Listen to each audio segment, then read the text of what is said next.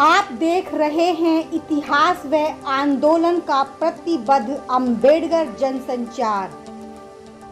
नमस्कार, मैं साक्षी गौतम और आप देख रहे हैं साक्षी का बयान। मेरे साथ में डॉक्टर सिद्धार्थ रामू हैं और हम इनसे आज चर्चा करेंगे फोटो पत्रकारिता पर। डॉक्टर साहब स्वागत है हमारा। शुक्रिया शुक्रिया। डॉक्टर साहब, फोटो पत्रकारिता को किस रूप में देखते हैं? अक्सर आपने बहुत सारे फोटोग्राफ्स लिए हैं। देखिए, फोटो पत्रकारिता में दो चीजें, एक तो ये होता है ना कि कई बार जो तस्वीरें होती हैं जी, वो इतना ज्यादा बोलती हैं जी, कि कोई भी लिखित भाषा, कोई भी व्याख्या से वो ज्यादा बोलती हैं। मतलब आपने देखा होगा कि एक बच्चा, एक मैंने वो किया था कि एक बच्चा जो है वो कुछ छोटे कुत्तों को, बच्चों को खिला रहा है, जी, मतलब और अपना सर्वस्व खिला रहा है।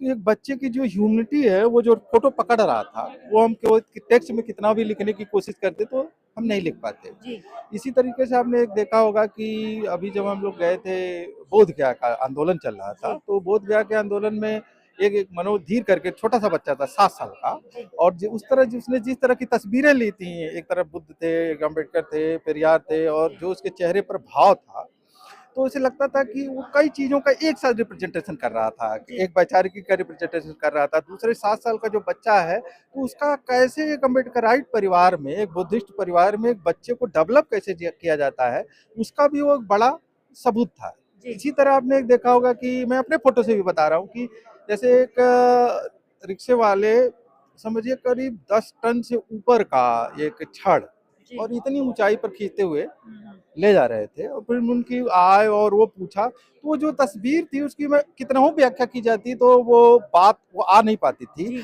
कि जिसको कहते हैं कि बार बार लोग कहते हैं कि कुछ लोग जिंदा रहते हैं तो हाड़ तोड़ मेहनत के बाद, तो वो जो तस्वीर थी वो हाड़ तोड़ मेहनत की तस्वीर थी। इसी जी, तरह फोटो पत्रकारिता में आप देखे होंगे कि पिछले एक बाबा साहब की और पेरियार साहब की एक साथ फोटो है, जी, और जिस तरह वो दोनों एक दूसरे से मुस्कुराते हुए एक तरह से देख रहे हैं, ये रिलेशन तभी बन सकता, वो तस्वीर बनाती है कि जब किसी का विचार भी मिल रहा है, संवेदना भी मिल रहा है, जी, स्वप्न भी मिल रहा जी, है, उसकी चाहतें एक हैं, उसके संघर्ष एक है, तो वो जो तस्वीर है वो बताती है कि डॉक्टर अंबेडकर और पेरियार के बीच के रिश्ते का स्वरूप क्या है। स्वरूप क्या है?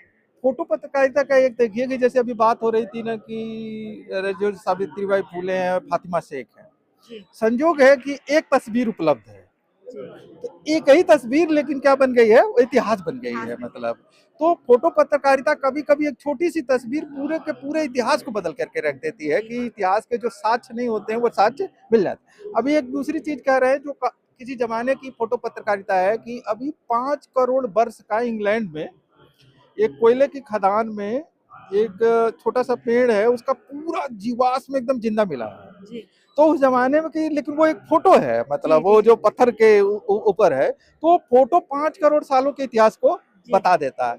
हालांकि मैं चाहता तो हूँ, मेरी बहुत इच्छा रही है कि मैं फोटो पत्रकारिता लगातार करूँ। जी, जी, हालांकि थोड़ा टेक्नोलॉजी में कम होने के चलते, देखिए हमारे जैसे सर हैं, अभी नई टेक्नोलॉजी जान गए, हम आज तक जान ही नहीं पाए, तो लेकिन मेरी इच्छा बहुत होती है कि मैं ये सीखूं। सीखूं और हाँ। इसको खूब अच्छे तरीके से। डॉक्टर साहब, आपको फोटो पत्रकारिता की जैसे हम बात करें, क्या आपने कोई पेंटिंग्स भी बनाई है? इसका आपके अंदर श्रेय कैसे आया? नहीं नहीं, पेंटिंग तो मैं नहीं बनाया हूँ, और एक चीज समझा कि पहले मैं ये समझता था कि फोटो लेने के लिए केवल कैमरा चाहिए, जी, लेकिन जैसे पहले कहा जाता था कि चीजों को देखने के लिए केवल आंख की जरूरत नहीं होती है। जी, जैसे मान लीजिए कि कोई किसी के अरे ड्राइंग रूम में या बैठक में जाता है, फिर जी, वो जब लौट के आता है तो उससे पूछिए कि आपने वहाँ क्या क्या देखा। जी, एक आदमी वहां गया होता तो सिर्फ वो अरे कुर्सी देखता है, उस आदमी को देखता है और जो चाय आई है देखता है, और एक आदमी देखता है कि अच्छा यहाँ पेंटिंग भी लगी हुई है, यहाँ पर ये चीज टंगी हुई है, यहाँ मूर्ति लगी हुई है, यहाँ किताब टंगी हुई है, लेकिन एक आदमी उसे नहीं देखता है। जी, यानी कैमरा अपने आप में कुछ नहीं देखता है,